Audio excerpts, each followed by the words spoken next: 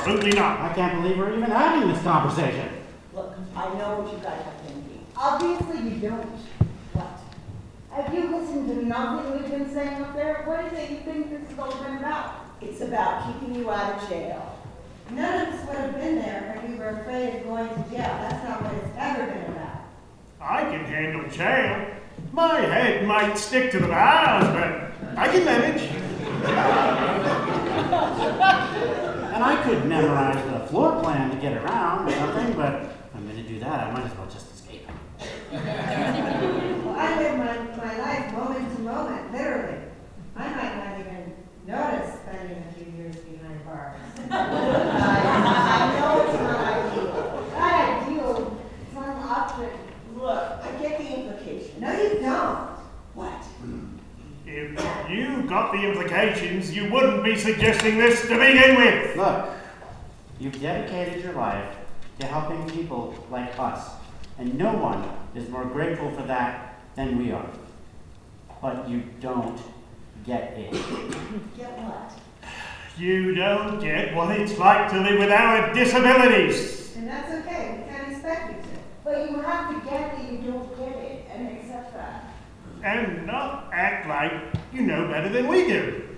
Look, guys, I'm not going to pat myself on the back, but I've been doing this for 20 years. And we salute you for that. Hey, what's a salute look like? What? But the reason you're so good is because you're a smart, cutthroat, badass single mind. Not because you understand us. You understand a lot more people in the room better than you understand us. And that is what makes you so good. You went after that woman to try to get her suspicion away from us. I'm not sure that doesn't make you a bad person, but it does make you good at your job. Which again, we appreciate. But don't tell us you understand the implications of our going back on every conviction that brought us to this point. You need to understand that there is nothing diminished about my capacity, no matter what that jury says. Me neither. Nope. No way. Well, I guess I have my answer. I know how you all feel.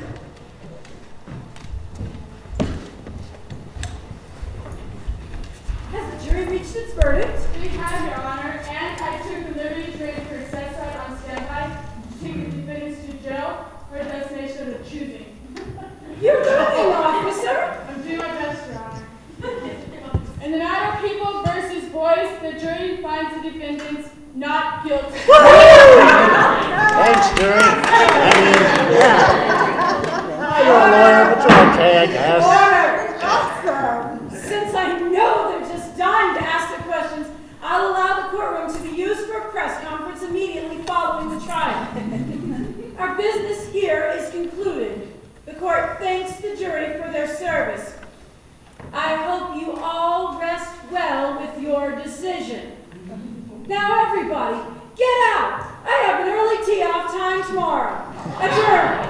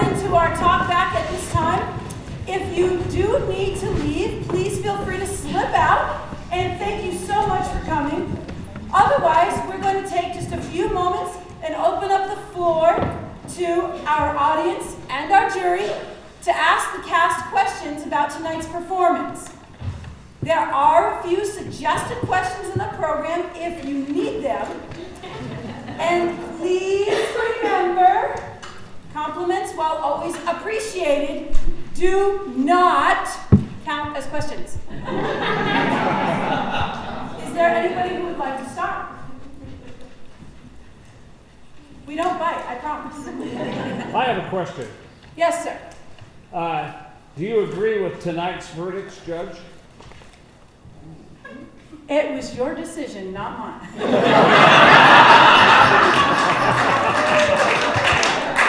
Always a judge. I have a question for you. Yes, sir. The moment when you started raising your chairs, what was that like in the process? Did you just essentially fall on the floor laughing? It is so hilarious. It was very difficult, right, Steph? Yeah, Like, lots of giggles. yeah. And a lot of comparing. Whose chair goes higher? Whose chair could rise the fastest? And yeah, it's definitely one out.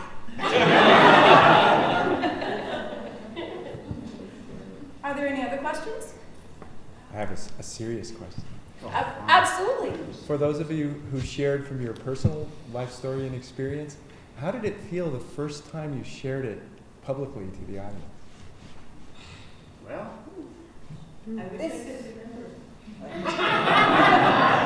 Let's start with Stephanie for this one.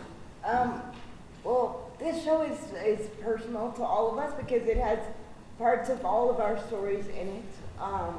And that was part of the process in the beginning, was just sharing experiences that would fit well with this kind of show.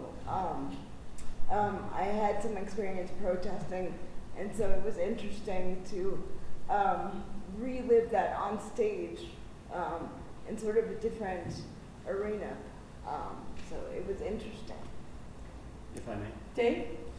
A couple of things. My character, Ray Oakes, was taken partially from Phil Oakes, the 60s protest singer and radicalist. And so that kind of led into my character. The porn line, which you may remember, was brought up when I mentioned something about conjugal visits in prison. So, you know, that's what the bring my own bitch to prison line. So, I guess my thing was more, you know, the cause of Olmsted and knowing that people are in these situations, and you just look at our society and go, what the hell is going on? And it really does make you wonder, and really does make you want to change things. Anyone else from our crowd?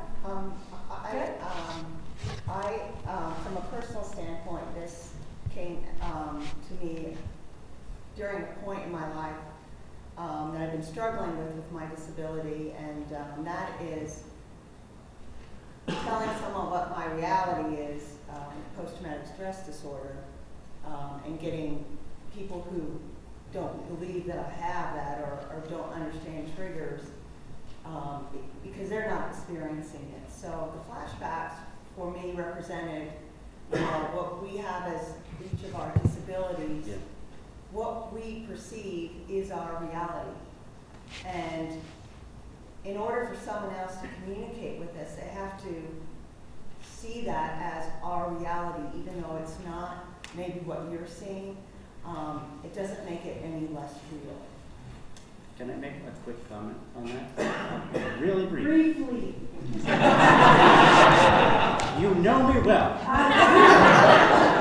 I just want to hit that goddamn pinata.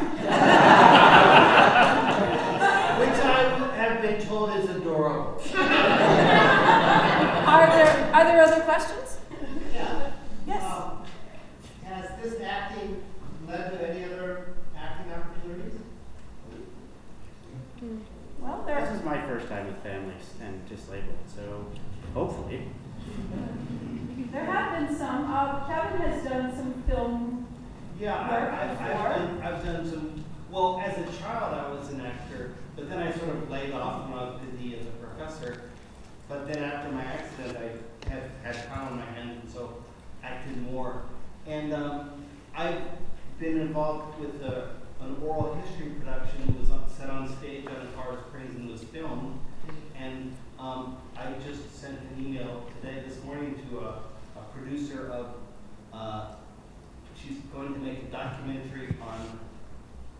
pseudo bulbar effect. Thank you. It's when you fly off the handle really easily, or start crying. So we'll see what happens with that. So it's been really helpful for me. So it's not menopause or something?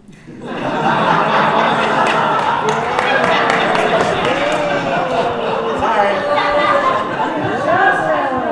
Of course.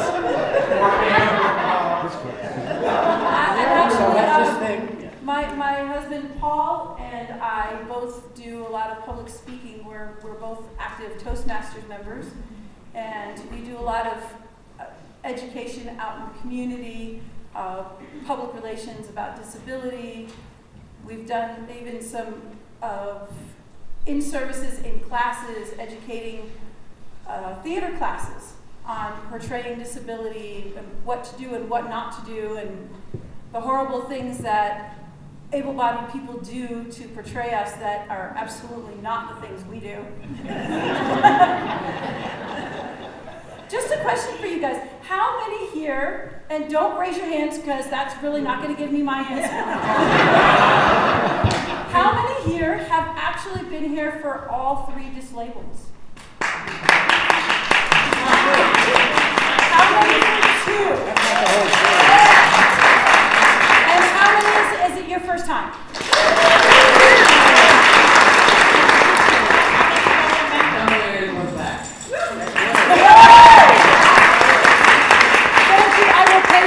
Question later, I promise. We have time for one last question because we don't want to keep you here all night, but does anyone have one last one? Are there some more questions in the works? Yes, there are. As a matter of fact, I should be paying you for good segues. There are several more productions in the works for family. The summer production is going to be Joseph and the Amazing Technicolor Dreamcoat coming back for the 25th anniversary celebration. There are some gala performances and a really awesome fundraiser gala with Christine Hawes, the celebrity chef. I want to meet her.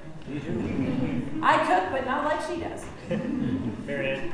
Yes? All that is available at the family table. I was just going to say all of that. that. Of course you will. Of course I would. Yeah, why wouldn't you? Our director, Jeremy.